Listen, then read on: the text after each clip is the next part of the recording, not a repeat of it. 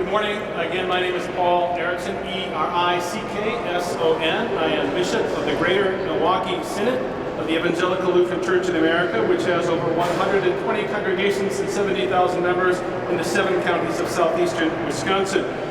We met in assembly 3 months ago, and we passed a resolution calling for strict background checks for all gun sales, including private sales, as well as other steps, common sense steps that we believe would help us move our violence-addicted society to what we proclaim as God's vision, which is a world that embodies the fullness of life, justice, peace, equity, hope, and love for everyone, including all races, genders, identities, abilities, and social status.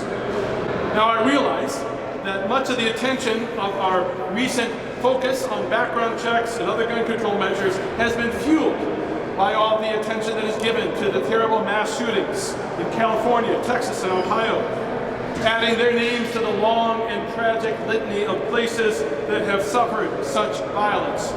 We need to remember, however, as tragic and as terrible as those events are, that the vast majority of gun deaths in this country are not the result of mass shootings that grab the headlines and momentarily hold our attention. Most gun deaths are the result of suicide and individual acts of violence, the slow and steady and often unnoticed drumbeat of acts of quiet desperation, anger, and despair. We were created for more than this. We were created for lives of beauty and meaning and love. We were called to help build communities in which people can live and grow and thrive. And we need to strengthen our laws regarding background checks for all gun purchases and take whatever steps we can to reduce the number of guns available. Now, I know that there are many people who will claim that the Second Amendment is a right that is guaranteed in our Constitution, that gun ownership is a constitutional right. We can't do anything to restrict it. I would remind us, however, that life and liberty and the pursuit of happiness are also guaranteed in our country's founding documents. And when these rights conflict, life wins. Love wins. Peace wins.